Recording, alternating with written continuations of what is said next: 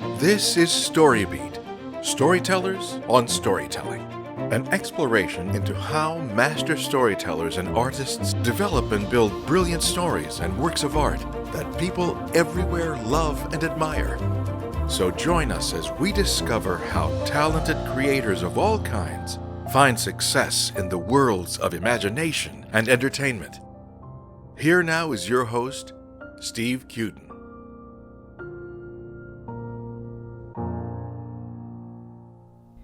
Thanks for joining us on StoryBeat. We're coming to you from the Center for Media Innovation on the campus of Point Park University in the heart of downtown Pittsburgh, Pennsylvania. If you like this podcast, please take a moment to give us a rating or review on whatever app or platform you're listening to. Your support helps us bring more great StoryBeat episodes to you. Well, my guest today, Sharon Eberson, is a Brooklyn girl from Flatbush, Barbra Streisand's old neighborhood, where she grew up loving sports and the arts, and she studied art, literature, and journalism. Joe Papp's free and affordable public theater and Leonard Bernstein's young people's concerts fueled her love of live performance. Sharon has edited 6 books by the writer Stan Fischler and was writer-editor of Action Sports Hockey magazine, among other feature writing in New York City, before she headed west. Sharon arrived right here in Pittsburgh in 1980 at the age of 22, and as the first female sports writer at the Pittsburgh Post-Gazette. She was a reporter, section editor, copy editor, and page designer in sports before moving into features and pursuing her other loves, arts, entertainment, and pop culture. She was the Post-Gazette's Sunday magazine editor when the paper had a Sunday tabloid, and was arts and entertainment editor for 6 years, writing and reporting mostly long-form features stories. When the internet came along, Sharon wanted to be ahead of the curve, so she went back to writing and became what was then an internet embed in the features department, while also covering theater. For the past 6 years, she's been a theater critic and arts and pop culture reporter for the Post-Gazette. Additionally, in recent months, she now heads up a mini publishing target called The Neighborhood. So it's a truly great honor and pleasure for me to have Sharon Eberson join me on StoryBeat today. Sharon, welcome to the show. Thanks, Steve. It's a pleasure to be here. Well, so you have been writing as a professional writer. You've been paid to be a writer for some time now. When did you first, at what point in your life, at what age were you when you first thought to yourself, I love to write, I'm going to write. That's what I'm going to do?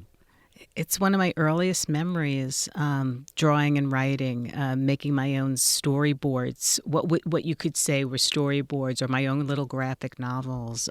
So I was always writing and drawing. Was this as a little girl? Oh, yeah, really young. I still have some notebooks. They're hilarious. I thought I wrote The Little Mermaid, I think, because I had read a mermaid story, and I still have one of those.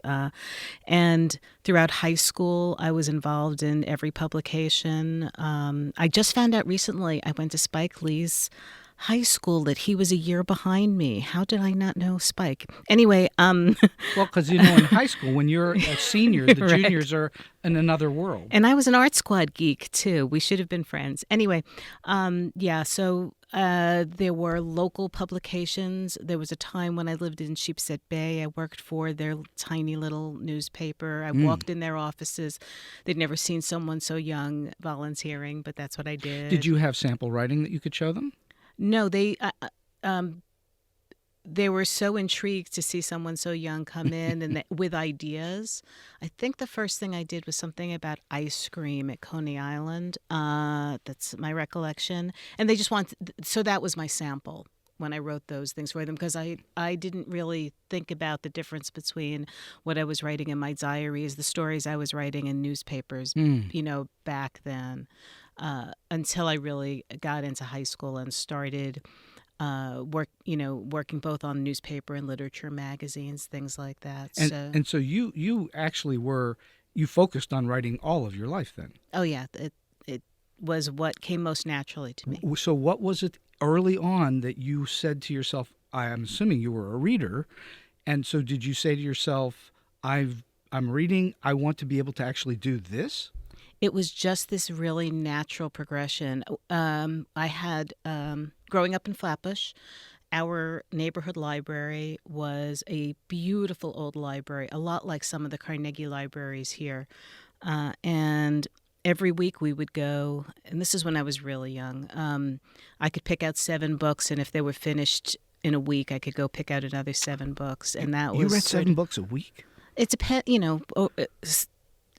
That's amazing. If Well, you're I got reading, to- if you're I reading got to- 2 a week, that's amazing. No, I mean, we're talking about, early chapter books too. I was a kid, Sure. and it fueled my imagination. A lot of the books I read were about outer space, and I'm still quite a bit of a geek. When Star Wars came along, I thought it was written just for me.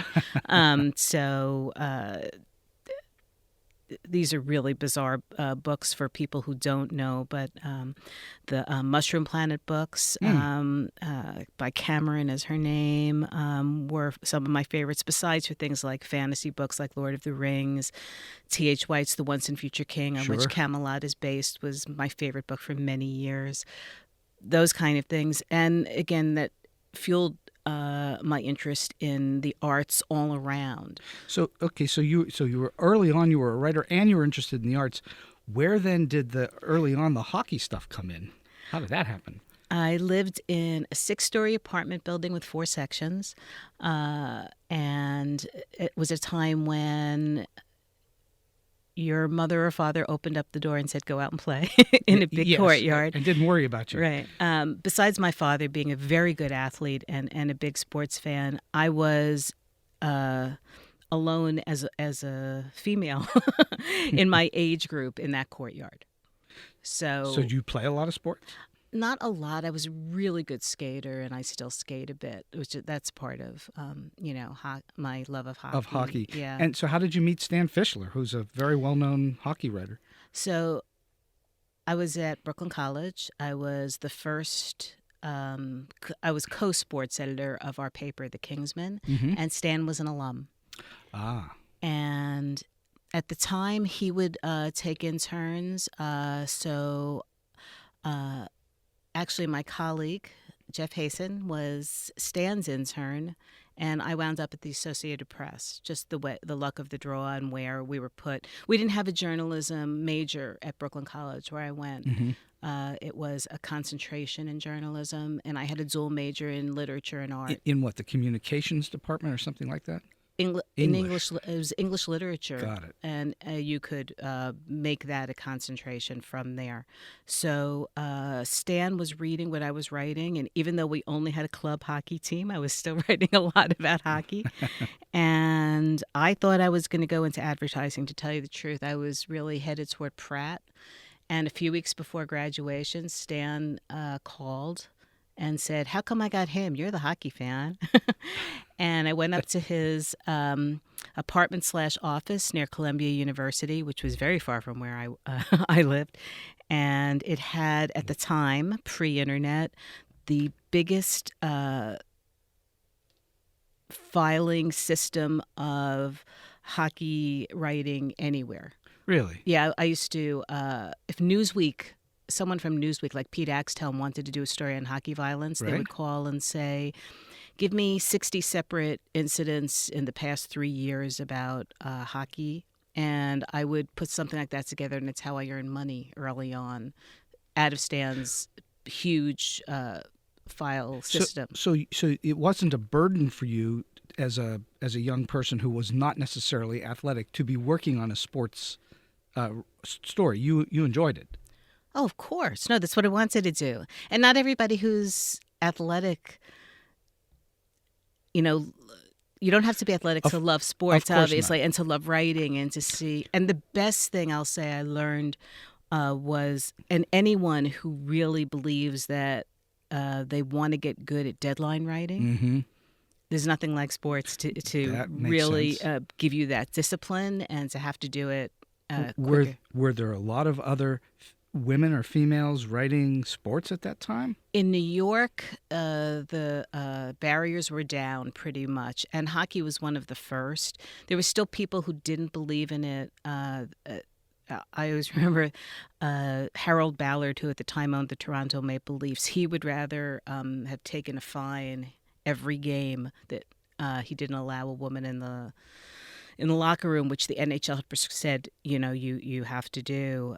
But the players were pretty great. They would come out, or depending on who the player was.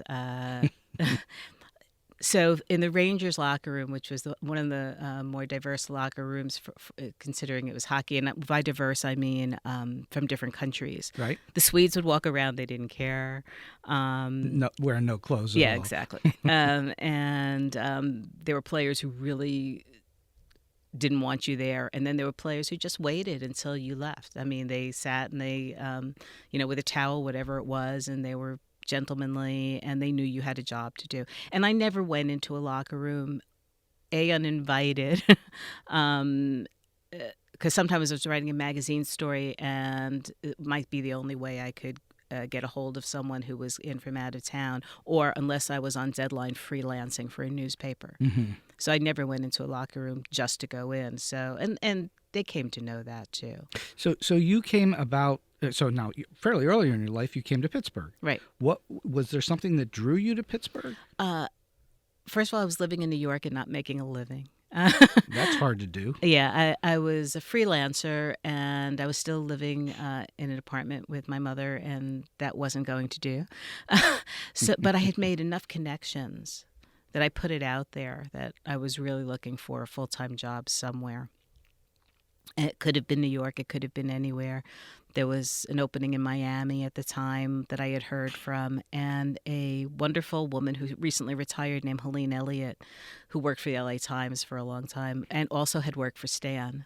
He gave a lot of women their starts, I have to say. His wife also was a writer, and he was one of the early champions of women writers in sports. And Helene recommended me to the Pittsburgh Post-Gazette, and they called me. It's really hard to tell someone That's today, nice.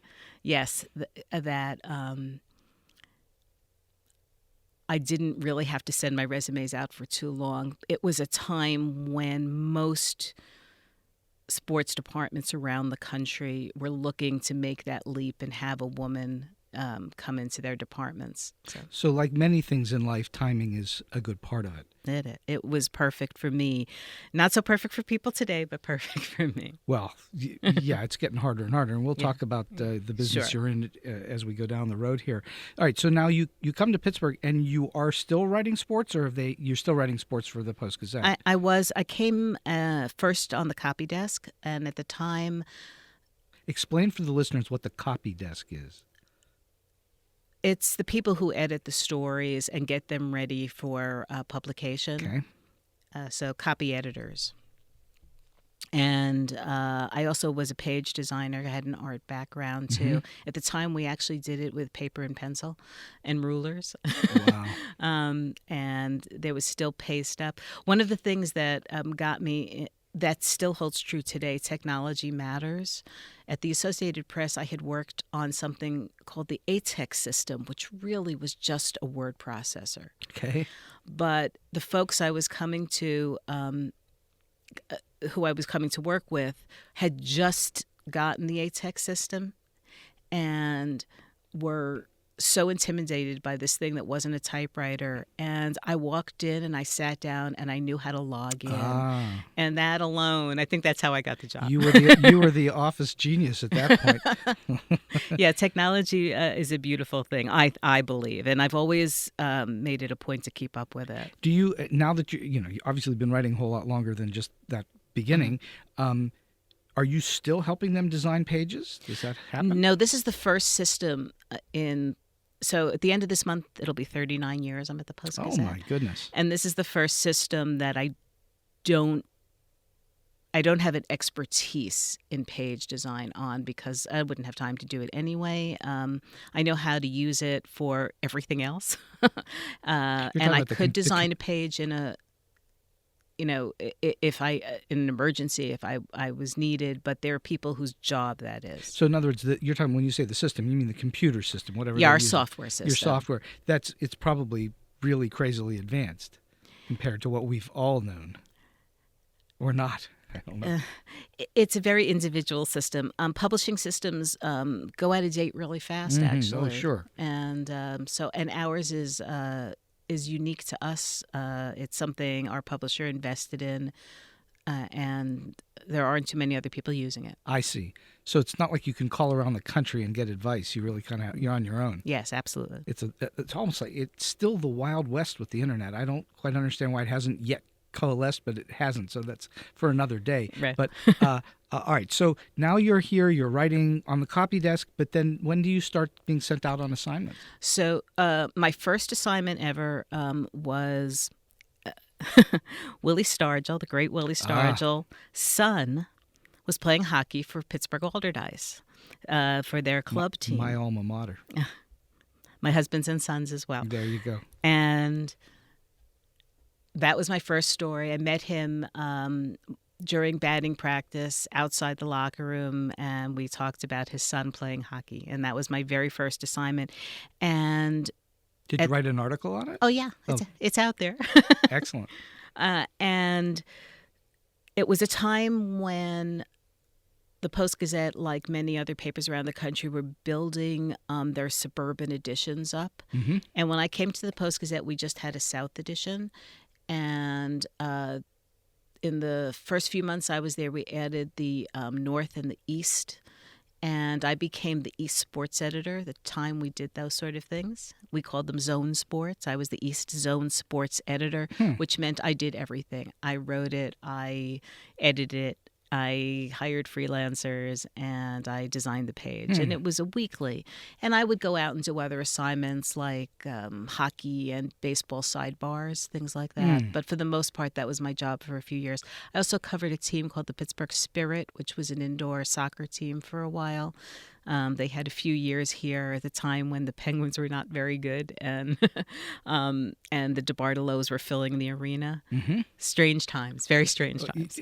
Well, yes, and the other thing that I think is interesting is at that time there were virtually nobody was reading the paper on a computer or any kind of device. It was all paper. It was literally paper. Yeah. And so it was dispersed widely throughout the city. Mm-hmm. And so people were reading you everywhere. Now they can read you around the world if they want to. Yeah. Yeah, it was. So I grew up in Brooklyn, as we said. There were always 3 newspapers in my house. And my parents did the New York Times crossword puzzle every Sunday without fail. And that was how news and information was dispersed, aside from what was on television. And there was no reason to believe that it wouldn't always be that way. Well, and obviously, we've learned differently. Times have changed. All right. So, aside from Joe Papp and Leonard Bernstein, how many times had you gone to Broadway before you? Not very much. Didn't have a lot of money. And my mother and father loved theater. There were albums in the house. I can't tell you how many times I heard Fiddler on the Roof in my house. And loved with Zero Mostel. Yes, and I got to see him on Broadway when he did the revival, which was lovely. That was one of the few times, actually. Loved movie musicals. Gene Kelly, Fred Astaire. Zero Mostel and A Funny Thing Happened on the Way to the Forum, you name it. If it was a movie musical, we went to it, or I saw it on television. That was sort of my thing. But when I got into college, all kinds of things opened up for me. First of all, they treated, when I say the Broadway shows treated college newspapers like any other newspaper. With some respect. Yeah, we went to opening nights and covered it for our paper. I had interviews with some Broadway people. And then when I went to work for Stan Fischler, we also were the New York Bureau for the Toronto Star for a while. Huh. So I did some coverage for them, too. And, I don't think enough people here understand that as a student, you can see things in ways that other people can't for a lot cheaper. The Brooklyn Academy of Music had a wonderful repertory company that I could, that for a college student, for $5 a show, I could go see Renee Auberjonois, Richard Dreyfuss, and Carol Shelley, and George Rose, and just Austin Pendleton, amazing people, do a play on any given night. And Austin Pendleton's been on this very show. And he's fantastic. He's been very active with Off the Wall and company out in Carnegie and some other some other places here, which is lovely. And so I was taking advantage of everything I could that way. And I was in an English class where I just happened to sit next to a guy, Bob, whose last name I can't remember, who we became friendly, and we would talk about theater. And he became the guy at Shakespeare in the Park, which was a free, is still, I think is free. I'm not sure. Yeah, I don't know either. Speaking of Joe Papp, Public Theater did Shakespeare and other types of plays in the park at the beautiful outdoor Delacorte Theater. But people would line up for 24 hours to get tickets. I was a messenger in the city. My sister worked in the jewelry district, so not a bicycle messenger. I walked or took public transportation everywhere. All right. So I was, even though I lived and went to school in Brooklyn, I was working in Midtown Manhattan. And Bob would, if I could come, he would save me a pass. And I would sit all the way in the back and see Meryl Streep and Raul Julia and Morgan Freeman and Richard Dreyfuss and Gloria Foster for free. Do Shakespeare. And so I was very, very lucky. It was a wonderful time, and whatever money I made and saved went towards live performance. I think so. So this leads me to where we're going today.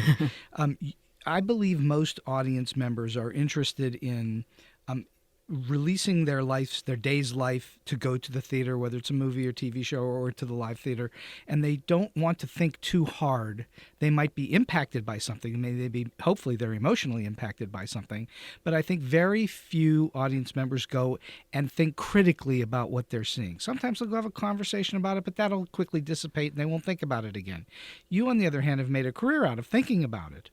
So my question is, at that time when you were starting as a young person to see theater, were you already thinking critically about what you were looking at? I was, for a number of reasons. The people around me were very much into it in a way that I was. We were fans. And anyone who says that a critic shouldn't be a fan, well, that's wrong. That's wrong, and because love what you do, have a passion for it, and that'll show. So if you have a passion for something, in the same way people talk sports, I would talk theater with my friends. I still do that about movies, television. I mean, I was always that person. I also had done. As I said, I was an art major also. I had studied scenic design. I was interested in the way light played with scenery and how backstage collaborations. So I looked at that with a critical eye too. And there's also an excitement with something that I couldn't imagine myself doing, and seeing thoroughbreds do it. Right. And you were, at that time, you were actually legitimately forming opinions about things, but you weren't, I'm imagining you weren't thinking to yourself, someday I'm going to be a newspaper critic. No, I thought much more likely would be long-form features, which is something I continued to do and had a love of doing. I really love, and the reason I love that is I love delving into how and why people do things. And that was that's what we're doing here today. Right, exactly. And that was why when the internet became a thing, I wanted to be on the ground floor of that. I feel like, and as an editor, I've always felt that I should never ask anyone to do something I couldn't do myself. Interesting. Have you done a little performing? Very young, but I have done scenic design, as I said, much more so. There was a great exercise I did at a fellowship with the National Endowment for the Arts a bunch of years ago that to this day I still remember. And I'm okay with memorization, not great, and bringing the emotion to it. But the exercise was, we were asked, without telling why, just to write a story of a certain length that was a personal story, and on a piece of paper. And then we put them on the floor and turned them upside down, and they were moved around, and everyone was told, pick up one of these and make sure it's not your own. And whatever it is, you have to learn it overnight and perform it for everyone around you the next day. Okay.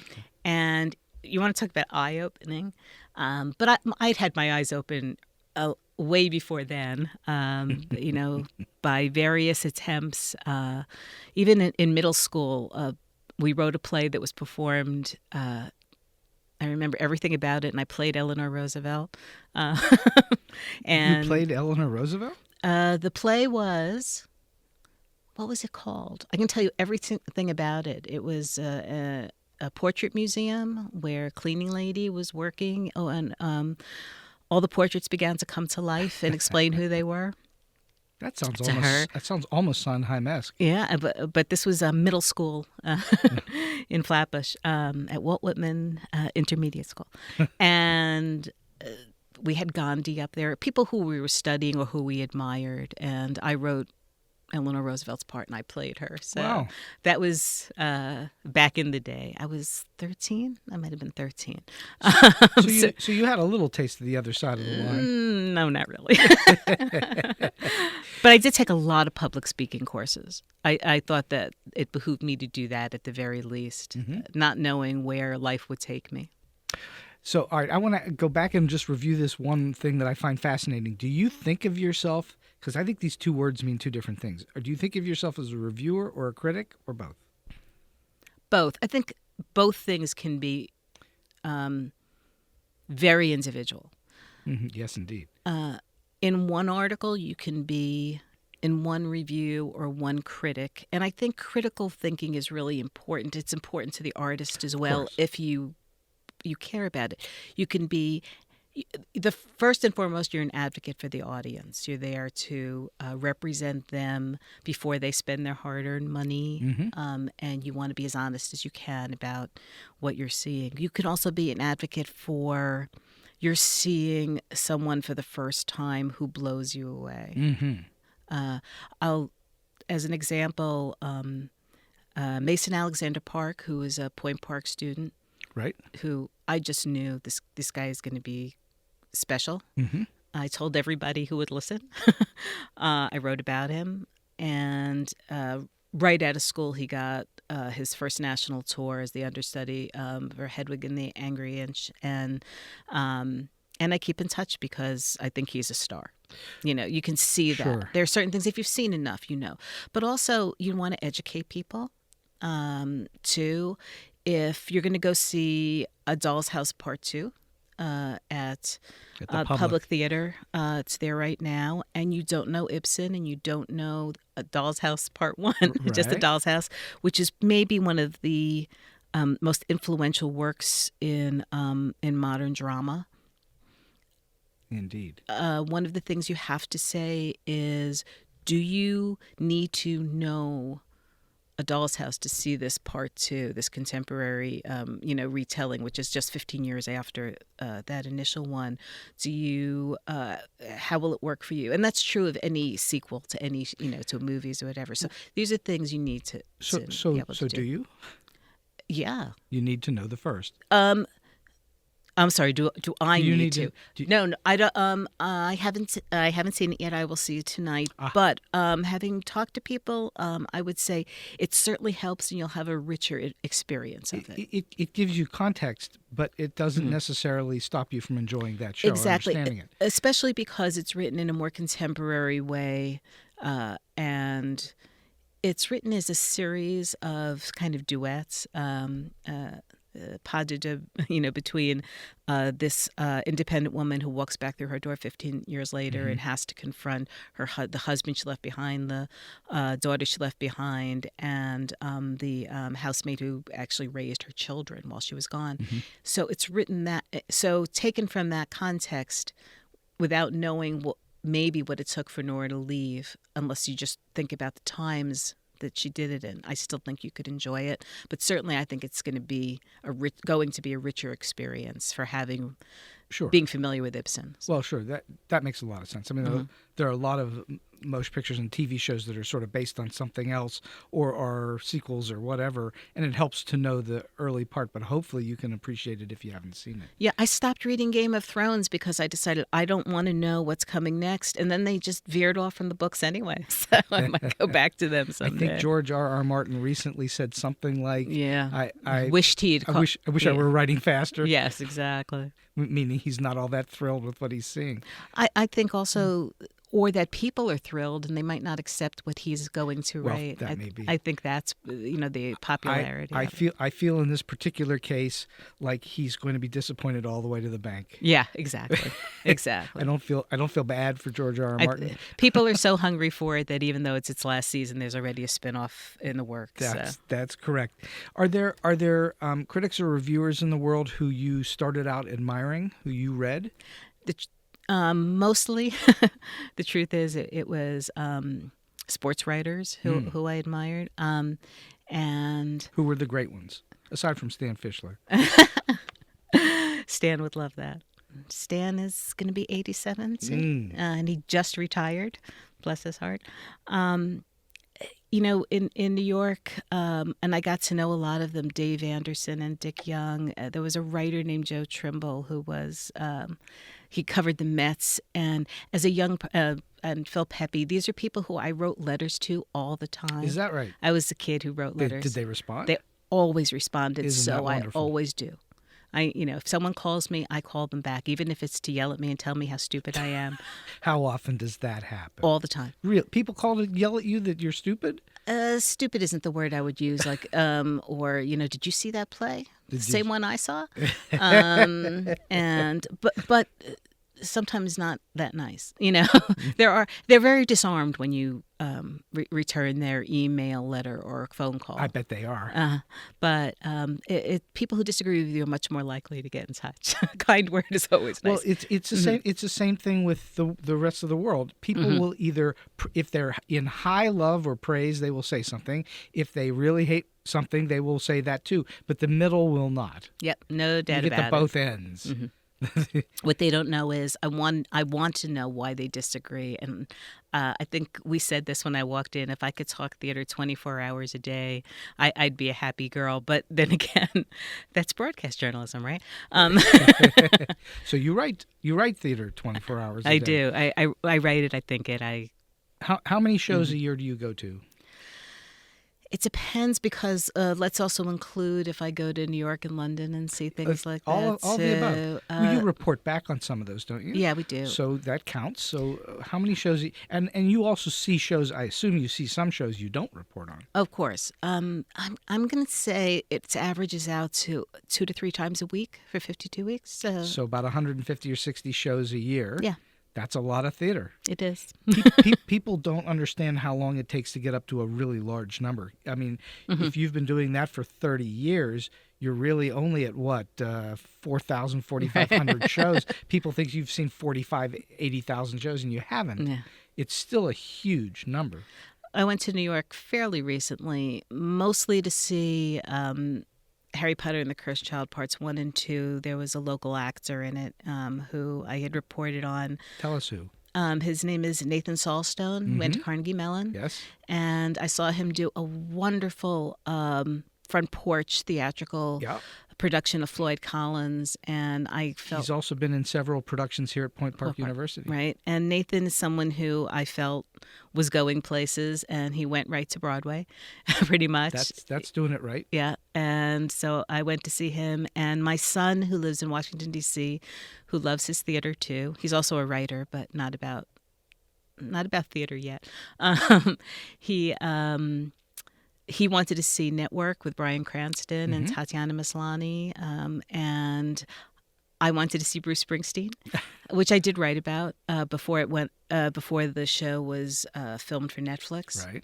So we saw 4 shows in 3 days, and that's a typical in and out in New York for me. And so 4 shows in 3 days is pretty. Yeah. It's hard to see more than that.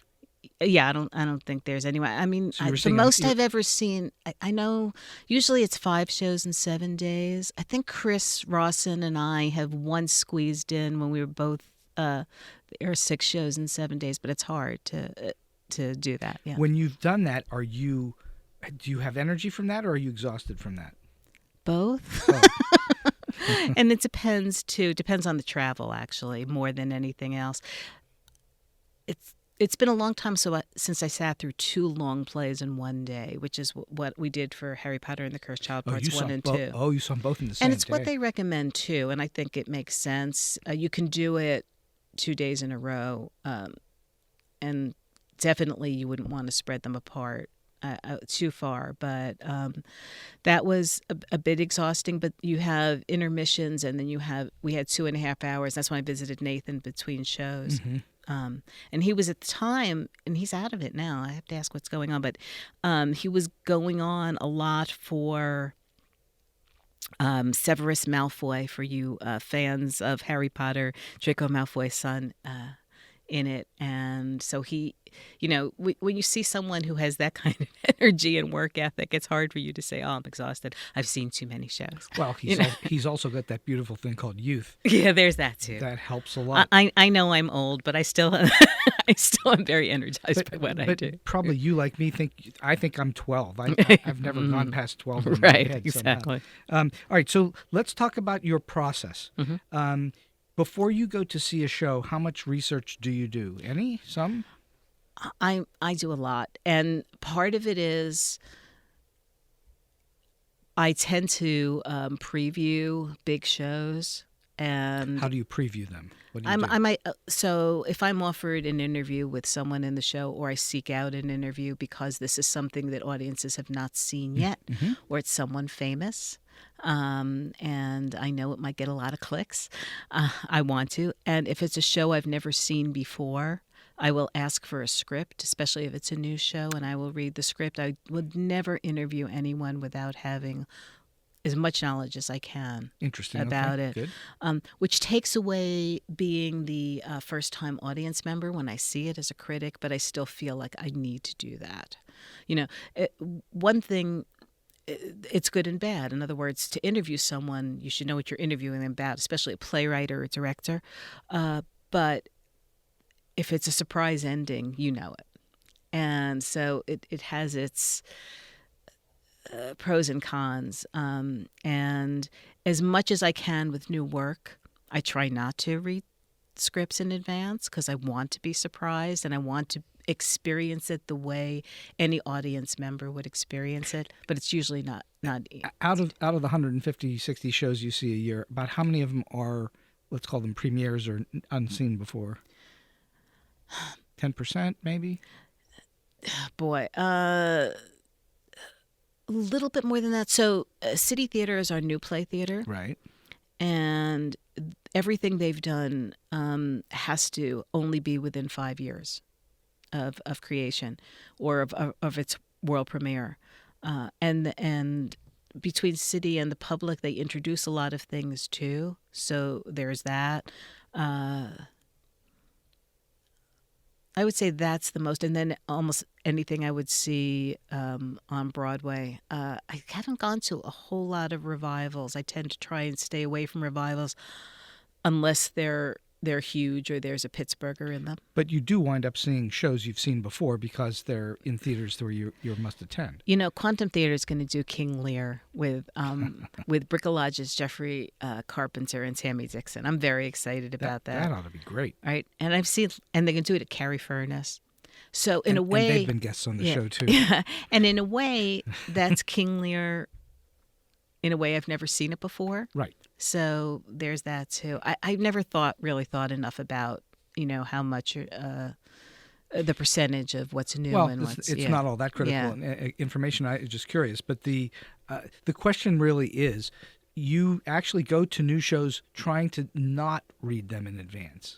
Yeah. You want to have that sense of seeing it really, literally for the first time. Because as I said, as a critic, as someone who reports on it, I think that my biggest responsibility is toward the audience member, and I want to put myself in their shoes as best I can. Mm-hmm. And I'm going to guess, going back to the complaints that you occasionally get, that those are they're wondering how you are seeing it differently than them. That's part of it. I have a very specific way that I write. I'm very conversational in my writing, Yes. and I'm very different than Chris Rawson, who's more erudite. Maybe it's been put and more academic. He's been at it for way longer than I have in a certain way. But that's also his personality. That's exactly right. And some people are entrenched in the way they've read about things previously, and they don't want to see things change. So that's some of it. And some of it is just, how dare you disagree with me? We're in that kind of world today too. I do understand that. But when you want to talk it out with them, they sometimes stick to their guns, but they're less unhappy about it. Do you ever, and you don't need to name names, but do you ever get called by the director, producer, stars, people like that? It's happened very rarely, but not about something I've done. When I was the arts and entertainment editor, about a freelancer maybe saying something that they felt was really unfair. Took they would objection never, to. right? They'd never call me or Chris out on something like that. Now they may, the next time I see them, say, "Hey, why did you write this?" Or I'll give you an example. And again, I'm representing the audience. There's a new play by Mark Clayton Southers called Savior Samuel. I've seen it. It's fantastic. Well, I thought it was. I had some problems with it, but the day I saw it, among the problems there were gunshots going off that shouldn't have at certain times. Really? It was very early on in the production, and you know what that's like, to be in a small theater with very few people and hear that noise. So they were having sound problems, and the sound itself throughout the room. And they're in a place that's not their home. They've been moved to so they were still figuring it out. And the heat would go on and blast. And with very few people in the audience, it was really not good. It wasn't good for the actors. So you had a disconcerting environment that you were in. I did, and I didn't know if that would continue, but I had to say, what I saw there. I will say about that play in particular, I know a lot of people have loved it, and I'm really glad, and I think it's a great idea, and I like a lot of it. It was a play that very obviously to me, and this is what I wrote, was written in 3 acts. Yeah. And I think that's still... Second act is too long. And the way it's divided is very off-putting for me. But it's a play that's still in development, and I think that it has a long way to go. He wrote that. He wrote a wonderful adaptation of Miss Julie that rightfully went right out of Pittsburgh and had other productions. So I know he's capable, and this is a play I think that could have shelf life. I also think that he and others like him are very brave in that he's an entrepreneur and puts on his own shows and gathers forces and does all. He's a powerhouse, Mark Clayton Southers. He is, and he works with Pittsburgh Kappa students. They've been putting on August Wilson plays the last few years, mostly through his work. And he's so that's a theater company that in other cities might not get much attention. It's not an equity theater company. No. It's as you say, he's an entrepreneur, but his work is proven over the years. They're on their second time through the August Wilson 20th Century Cycle. They've earned their place in the Pittsburgh theater community. Yes, definitely. And so, you want to give them as much publicity is the wrong word, but as much attention as possible. So draw attention to them for the theater-going community. Okay, so I'm fascinated by how do you take notes at a show in the dark? Do you have a technique? Yeah, I've gotten to know. So for the public to know why theater critics get decent seats, one thing is, especially places like the Benedum Center, if you sit on the aisle, there's light. There are little lights on the side of the seats. Right. So if I'm struggling, I can move my pad down to that light and see. Interesting. There's that, and I write very little per page. If anyone has ever seen what a reporter's notebook looks like, and it's for that, it's very little space thin, to write. Right. I might just write a keyword if I'm struggling to see. And have you ever gotten back to the computer and not known what that keyword meant? Yes. Oh, definitely. And that's why it's much easier now that I can in the car talk into my notes, you know, and or record my thoughts. But it used to be you would run back to the paper and you would write right then. So you go back far enough where you were seeing a show and racing back and writing it for the next morning. Yes. That's the old, you know, we saw that in movies. That was the way that reporters always, theater reporters always did everything. Right. And you know, obviously things have changed a lot, how deadlines work, but that's why I talked about sports writing before. I was very prepared to be able to do that because I had been a sports writer. So you're a very fast writer too. I can be, yeah. Yeah. So what is it today? You go to see a show and it might not come out for 2 or 3 days, right? I still want to have it online as fast as I can. But there are other considerations now too. We look at our analytics that tell us when the most people have their eyes on our site, and even focus on just arts and entertainment. So we might put a story up when we know we have most eyes on the site rather than the night before. Mm-hmm. So something might be ready, but you might not even see it online right away because we're aiming it towards when you're most likely to be looking at it. And which is very different from the past where people just delivered papers and you read it whenever you felt like reading it, and you had no idea when they were reading it. It's very different for, let's say, Scott Mervis, our pop music writer, because a concert's one night only, and the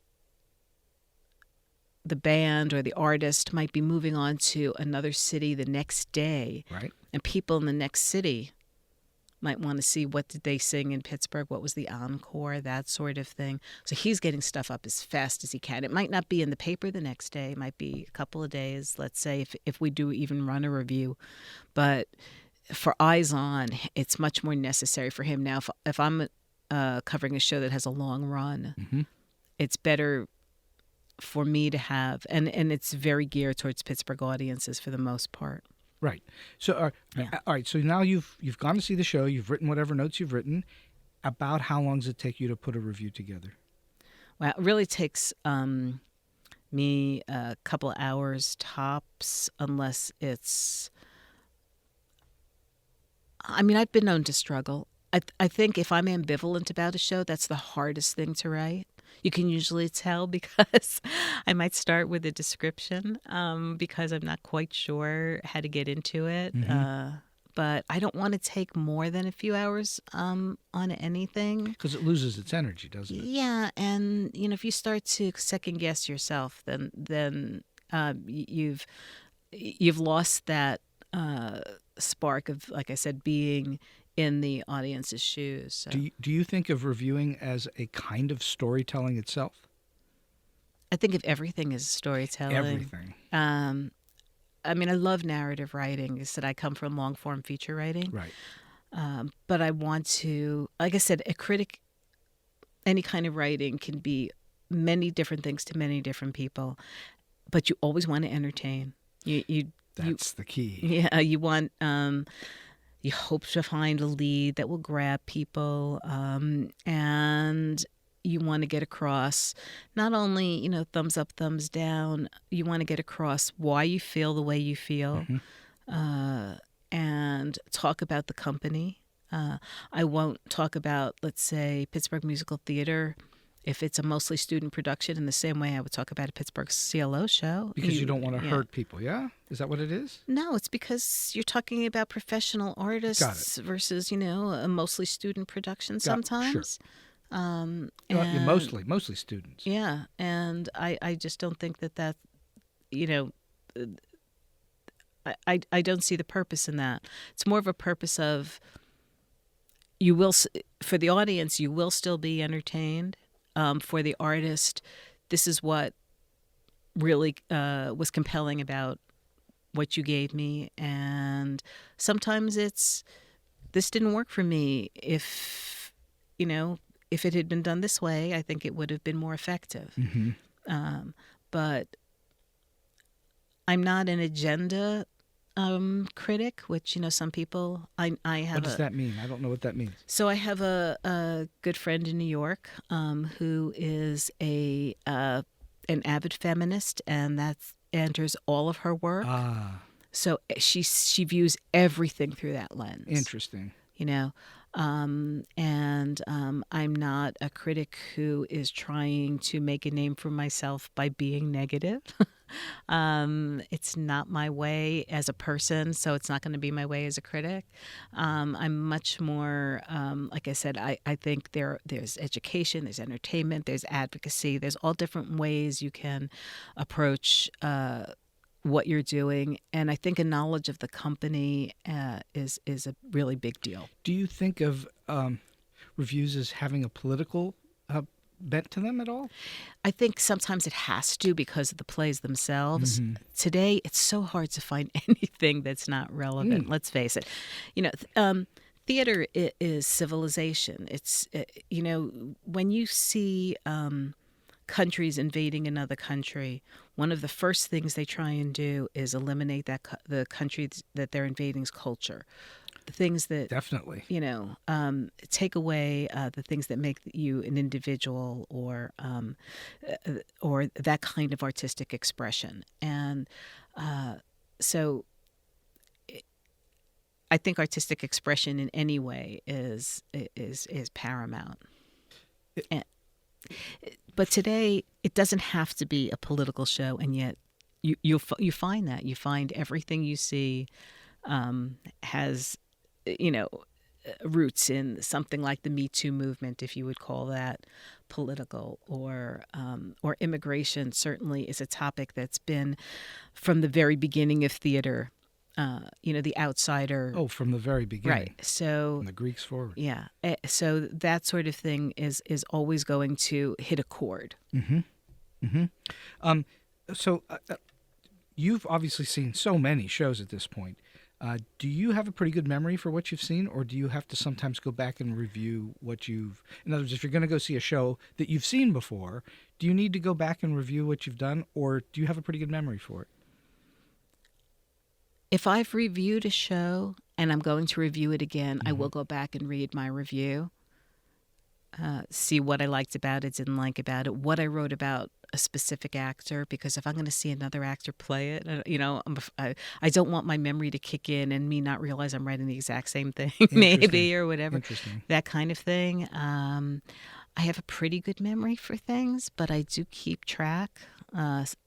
If I'm seeing a show that I've seen before, I definitely will refer to what I've written before, just to make sure I have in mind how I felt about it the first time.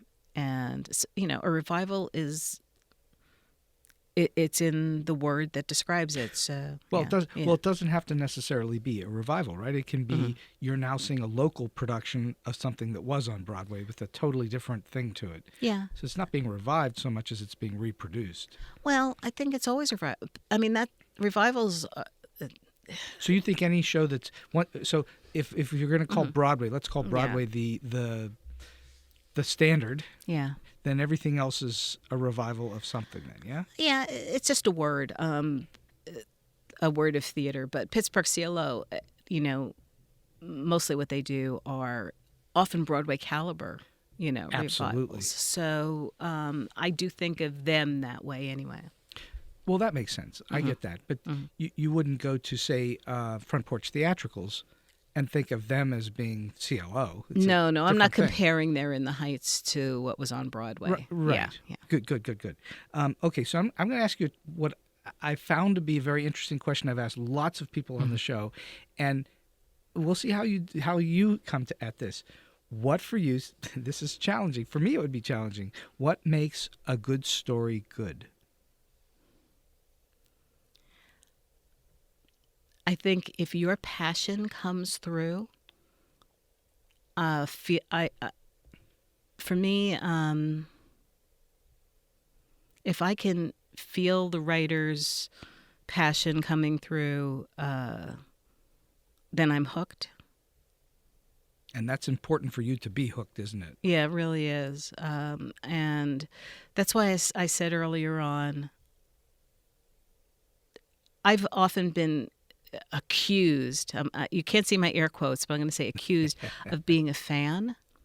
And I think that's such an important thing, to not just know your subject, but to root for something. Well, I'll say this. Yeah. I've read many of your reviews. Okay, and there are definitely reviewers / critics in the world who come at their reviews in a mean-spirited way on a regular basis, Right. and that's why critics sometimes get such a negative reputation. But you're not mean-spirited in your reviews. You tend to try to emphasize the positive. And I'm not mean-spirited, I don't think, as a person. And I think that a critic by nature is someone who's offering their opinion, so you should have a little bit of that person. You should get to know them Sure. too. And that's why... Well, we're asking for your point of view. Right. And that's why certain people... I adore Peter Marks. We were talking about Peter Marks before of the Washington Post. And Peter is his reviews. Peter's. Yeah. And talking Yeah. to him on the show, because he's been a Right, StoryBeat sure. guest as well. Talking to him on the show, I could see that. And I've seen also the generosity with which he works with other writers. And so, again, he can be very mean-spirited politically. He presents his views on Twitter all the time. He's very political. He's in that DC land of that's what you do, I guess. But He's in the as Beltway bubble, as they say. yeah, as a critic, though, he is someone whose opinions I trust because I know what he brings to the table. And I think people should know what you bring to the table. He strikes me as being, and this is not true for everyone, as I think for you too, that he's honest about his reviews. You're honest about your reviews. I see some reviews, they don't read honestly to me. They read like somebody's writing some kind of something that's political for their boss, not for the audience. Well, I think I've talked about agenda reviews before. I've worked with students a lot, and this is something that I tell them all the time, that you shouldn't be suppressing who you are, but if you're going to come at something with an agenda and it's really apparent, you better be prepared to defend it to a boss. Sure. Or know that this is what they want, or know your audience too. Who's reading this review, and is this what you want them to be getting out of it?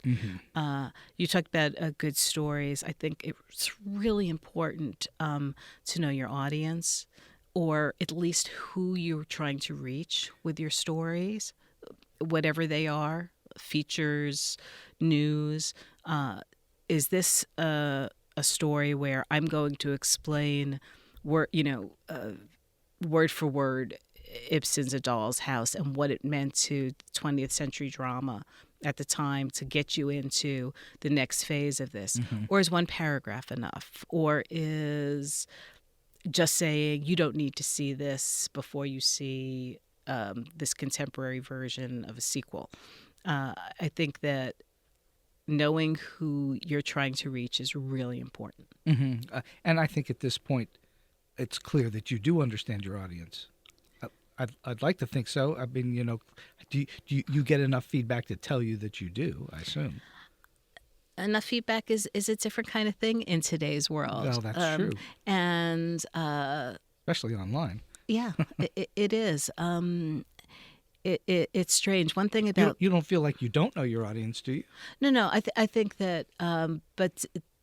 So theater is a lot like television, except with fewer numbers. So television today, you used to be able to judge a television show sometimes in the 20 millions in its viewers. Or more. Or more. And today, a steady audience of 1.4 million is a big thing. That's right. And so the audience that follows Pittsburgh Classic Theater picked is going to be very different in a lot of ways than the one that follows Pittsburgh CLO. it's possible that's true, and I have to think about that. You know. Do you write your reviews slightly differently for when you're going to a different production company? Well, I think you have an awareness of the production company. You have an awareness of, is this a local actor? Have they brought someone new in from New York who I've never seen before, and how do they fit in? Yeah, I think I take into account anything new and different and anything that's really the same all the time. Right. So I think those are things you take into account. Well, that's great. So, all right, we've been chatting here for close to an hour, and I'm going to ask you the last two questions of the day. So you've obviously been doing this for, as you say, 39 years here in Pittsburgh, and longer than that, all told. Do you have, in your experiences, a quirky or an offbeat or a funny or an oddball story that you can share that would just be something we would enjoy?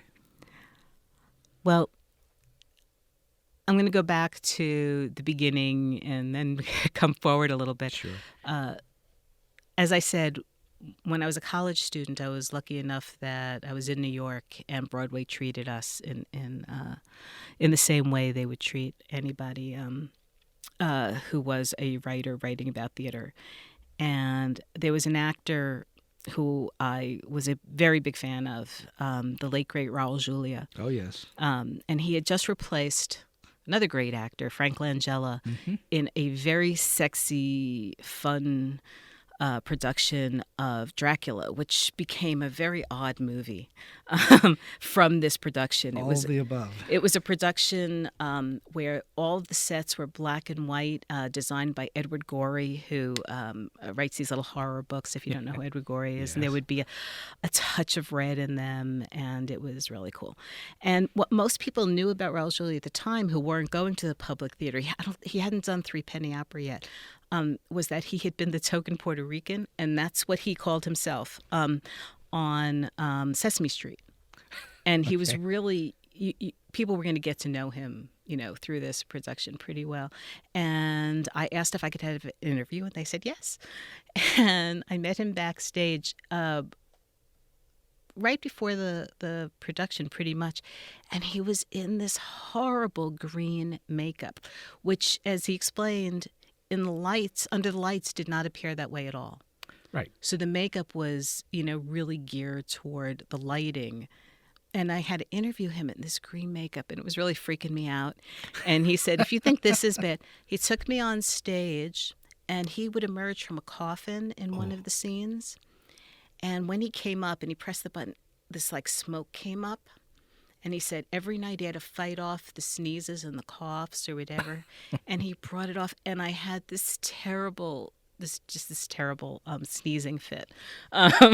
So he proved it to me. But it was so hard to interview him with that makeup. Oh, my God. And that was my first ever celebrity interview. And since then, I've done many, many. And there was a particular year, I don't remember how long ago, because they're all still with us and they're all still in their 80s. But if you were an octogenarian, I interviewed you. And they were all phone interviews. William Shatner, he came here and he did a one-man show that he had been traveling with. He's going to be at Steel City Comic-Con coming up soon. Oh, he is? Steel City Con, yeah. He comes in every once in a while. And but he was here for theater. Is that when he tells the crowd to get a life? He addresses everything. He's from his childhood in Montreal. It's a wonderful show, especially if you're a fan. And he comes from a very interesting background. And Hal Prince, because that year, Fan of the Opera the rights had just gone out to the rest of the world, and he was not happy. He felt like no one was ever going to see it on Broadway again because they would be doing it in schools and stuff. I have him on tape saying that. Well, wasn't he wrong about that? I know. I'd love to talk to him again. But the most exciting thing that same year was that I got to interview Mel Brooks, because Young Frankenstein was coming to town, and he really loved Young Frankenstein and never understood why it didn't resonate on Broadway. I've never seen the musical production of it. It's so much fun, but it's not the movie. I mean, there are things about the movie you couldn't do on stage, obviously, and one thing is you don't have Marty Feldman. That's true. Yeah. Or Gene Wilder. Yeah. Roger Bart was great in it, and it had a great cast. Shuler Hensley, who played the monster, was a great Frankenstein. And I enjoy it well enough. It's been a really good musical for high schools to do too, as it turned out. But at the time, he was really selling it. But I started off with Mel Brooks. One of my favorite movies of his is one that's not seen very often. It's called The 12 Chairs. Mm-hmm. And speaking of Frank Langella, one of his, I think his earliest. And Ron Moody. Yes, and many of people, Dom DeLuise, people who had become regulars in Mel Brooks movies, including Mel Brooks. And bringing that up, we had a long conversation, and he's like, I can't do his voice very well. Mel Brooks? Yeah. Do you read Gogol? What's the matter with you? Why haven't you read Gogol? Do you know how to spell it? Gogol. Gogol. Go now. Read. That was like the entire conversation, and I would say that that really, really stuck with me. And I save all my tapes. I have all my celebrity interviews. So someday, if you haven't, you should have them transferred. Yeah, I know. Someday, if it's in tape.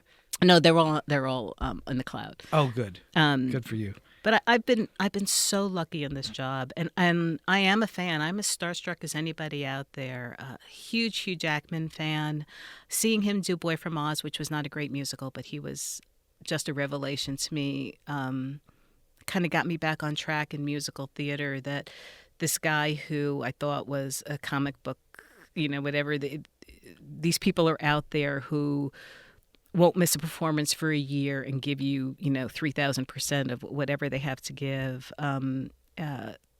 He's a special talent. He is, but such a surprising talent to some people. They still seem to be surprised. They think he's Wolverine. Yeah, and people forget that year he won the Fred Astaire Award as the best dancer on Broadway. He's an amazing dancer. Mm-hmm. He's going to do this arena tour soon, which I already have my tickets for. And because I also cover pop culture, I've gotten to interview him in a roundtable situation. And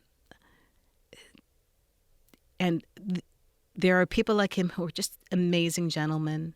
And then there are Samuel L. Jackson was one of the most fun interviews I ever had, mainly because I had my son with me. So when Josh was 15, I said to him, do you know what Comic-Con is?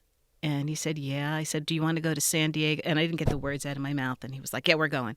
And he helped me. He was my helper when I was covering anything having to do with video games. Right. And Samuel L. Jackson. I didn't realize you did those too. I don't. I do a lot of pop culture interviews, but not video game stuff. But I was able to get an interview with Jackson because he was pushing a video game. Got it. And he was just delightful and really nice to my son. And if you're nice to my son, then then you win. Yeah. And he had not yet made his Broadway debut. And he did The Mountaintop and was amazing. And so I've just been really, really lucky. And it's one of the reasons I love this job, because I get to meet amazing people. And every time they affect me in different ways. You have the privilege of access. I do. There's no question. And I never take that lightly. And I think people know that. And again, you had asked earlier about how well you're prepared when you talk to people. Mm-hmm. There's no question I go out of my way, and people know it. And I just interviewed Jeff Goldblum, because he came here to do a concert. Jazz concert, right? Yeah. And knew to ask certain questions. Well, first of all, I lived not far from where he grew up. And I had seen him do The Music Man for Pittsburgh CLO. We won't discuss that. And shot it as a movie. Yeah. Yeah. A movie called Pittsburgh. Pittsburgh. Right, yeah. But people know when you're asking questions that A, maybe they've never heard before, or B, that show you've gone out of your way, that it really matters. And that's one thing I really try and do. Well, it's interesting. Your interviews with folks like that clearly have to be about their career and something they're working on now, I would assume. And most of the time it is because they're publicizing something. You probably don't get to interview too many people who are just sitting at home alone, not thinking about anything. It's usually connected to something, a show they're in or whatever. Yeah. So the obvious one was, how lucky were we that both Book of Mormon and Hamilton had stars with local connections. And for both of them, Chris had already seen Book of Mormon. And I will say, we will not, if one of us has done a show, a Broadway show as a critic, I would never ask for Critic's tickets again. So you pay for it? I paid for it. Wow. So when I called about Hamilton, I wanted to interview Leslie Odom Jr. and Renee Elise Goldsberry, who both went to Carnegie Mellon. Right. And they said, oh, sure. And I said, I'm coming in. And they said, I hope you can get tickets. And I did. I paid for my tickets for that. Book of Mormon, Chris had already reviewed, so I bought my own tickets. But I did get to go backstage and interview Rory O'Malley and Josh Gad and some other members of the cast who were had Carnegie Mellon connections. So, yeah, sometimes I do that too. Well, those are wonderful stories. I'm sure we would probably go on for an hour just on hearing stories that you've had, experiences you've had. Last question. Do you have a particular piece of advice or a tip for those who are trying to get into the business that you're in, or are maybe starting to write reviews and are looking to get to another level? And it's tough today because it's a whole different world. Do you have any tips or advice for those folks? Well, it really is a tough time for journalism in general, but critics in particular. There are so few of us left in the country. And I think that whoever's coming along today is going to be rewriting all the rules. And we talked about technology a little bit. You and I, you're sitting here doing we're sitting here doing this podcast. I spend half my time on social media. And there is also the opportunity, because of technology, that you didn't have back then, that if you don't see that entry point, that foot in the door right away, you can make it yourself. Definitely. Right? If writing is what you want to do, start a blog, do a YouTube channel. Don't let the fact that there are so few of us here now, because who knows how the cycle of life is going to go when it comes to journalism, when it comes to criticism, if that's what you want to do. There are so many ways that you can, on your own, create that foot in the door and have something to show, too. Well, in the old days, certainly it was limited to those who were working for newspapers or television or wherever, radio, and however many of those there were, that was it. That was the limit. Now the loudest voice on the internet sometimes pushes through. And don't be afraid to be yourself. Be yourself first, and then see what's out there. See the publications you love. Inundate them. Don't be afraid to do that. I see that all the time. There was a young man who worked for us part-time who loved Entertainment Weekly. His life was, I have to work for Entertainment Weekly. And through perseverance, he's there now, and he's working with the editor now. But I think that it's a hard thing. It really is. I having said all that, I have no qualms about saying it's going to be tough. And my hope is that people today, like myself, and people coming along, are going to rewrite what we're doing now. Because I don't foresee a future for print journalism. I think that if print exists 10 years from now, it will be in a different form. It might be that a Post-Gazette might have a weekly sports arts and entertainment and news section or something like that. But everything Weekly, else, not daily. No. That's just, who knows if something that would come to pass. That's if there's print at all. And I think Are you considering the internet as print as well, or are you talking about literal print? I'm talking about literal print. Literal print. We do 2 editions a week now at the Post-Gazette. We call them e-editions that look like newspapers online. But I think what's going to happen as everything else advances and we learn how people consume entertainment, information, all of these things, we're going to have to figure out the best way to format what they consume if we want to survive as what we now call content providers. Yeah. So it's a new language, and with all of that, I think how people consume what we do is going to be a big factor in what the future is. And maybe the person is at Point Park at the Center for Media Innovation who is going to come up with a whole new way to do that.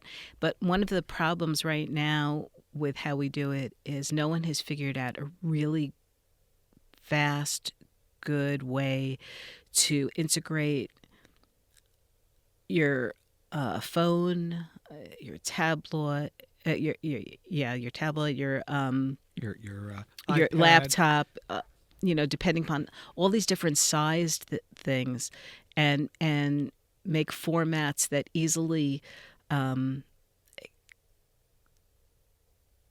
can be input so that one story can reach all of those devices and look good on all those devices. Mm-hmm. That's why so many sites look the same these days, right? Media sites, right? Because every single one of them is built towards reaching numerous devices, and that software is really tough. I'm waiting for the Harry Potter world where you pick up something that may look like print, but the pictures will talk to you. Who knows? We all remember in Star Trek when they were carrying around things that had no wires attached to them and inputting into them, and that seemed like a million years away. They had the first flip phone. Yeah. Yeah, communicators looked a little bit like ours. We're way past them. So we're way past them. Yeah, Yeah. So it is a little bit of a new frontier out there. Yeah. And there's no really good way for anyone, even someone as experienced as you, to predict where it's going because it keeps shifting so much. I agree. I think that right now, social media has having the biggest impact on how we do things because people, No doubt. And sites like Yelp and the whole thumbs up, thumbs down star ratings yeah. without any vetted criticism Yeah. or intelligence There's sometimes. no oversight at all. Right. So like you say, the Wild West is happening now, and hopefully that's part of a cycle where someone will figure out that maybe we do want to see something beyond the red tomato, green tomato on Rotten Tomatoes, right. And we're actually going to read the critics that they list underneath there, and it won't be every single critic in the country, but it'll be the people who really work at it. So I'm asking, of course I said the last question, but I'm beyond it. I'm asking because I literally don't know. There's no site out there that aggregates professional criticism? Yeah, there are. I'm not saying that I agree that we should have an aggregate. I mean, I hope that you'll find the people you find, Mm-hmm. you want to find on your own. But Playbill.com, after every opening night, does that. That's true. You're correct. I Yeah. stand totally corrected. I do know about that. Yes. They list all of them. Yeah, in London they do the same thing. So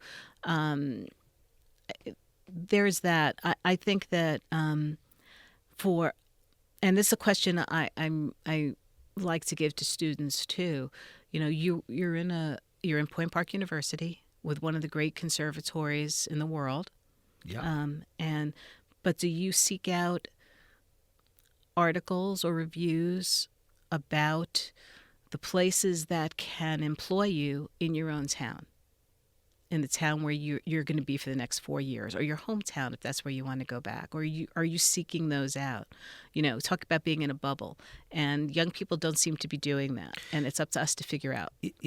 Because as you know, I've been teaching here for a while. Sure. So one of the things that I now see as a pattern is that because I've forgotten what it was like to be 19 years old. Now I get reminded of it every day. But they don't really see, most of them, some of them do, but not many. They don't really see the whole world in front of them. They just know it's big and vast, and they have no idea where they're going. They know what they want somewhat, but not really. And so a lot of this is so unknown to them that they don't know how to form it as a vision. Well, I think part of it, too, again, is us going to where they're consuming that kind of information. It takes, to find that connection to this is something that they should be interested in because it's part of their futures. Right. Or for some students, actually, what they're doing currently, because they are employed as students at some of our theater companies, too. That's true. And how do we reach them is going to be the future of journalism. Yeah, that's true. And I think one of the things that I think that you were saying that I think would be useful is that those that want to do what you do, they should take advantage. If they're in school, they should take advantage of reviewing the shows that happen on campus, let alone the rest of the city, with this marvelously culturally rich city that we live in. They should be reviewing stuff, even if they can't get it. I mean, they can put it up on the internet anytime they want, but they don't have to. They should at least be doing that as something to do. Yeah, even for themselves to Exactly. get that experience. And remember to, as I said, and I tell everyone who I work with, because I have a lot of colleagues who are under 26, it's under $20 for the best theaters in Pittsburgh for a college student, for someone who's under 26 years old to go see, even if you're not going as a professional. And I envy them that, and I wish more people would take advantage of it because there's some great, great theater happening in Pittsburgh. Yeah, well, Pittsburgh is fantastic with theater. When I left town here, because I grew up here and then left town, not so much. Now it's really rich. There are so many companies, it would be impossible for anyone to keep up with them. No question. Sharon, this has been a great delight today. I'm so happy you came in to talk to me on StoryBeat, and I thank you so much for coming in. Thanks for having me. It was fun. And so we've come to the end of today's StoryBeat. If you like this podcast, please take a moment to give us a comment, rating, or review on whatever app or platform you're listening to. Your support helps us bring more great episodes to you. This podcast would not have been possible without the generous support of the Center for Media Innovation on the campus of Point Park University. Until next time, I'm Steve Cuden, and may all your stories be unforgettable.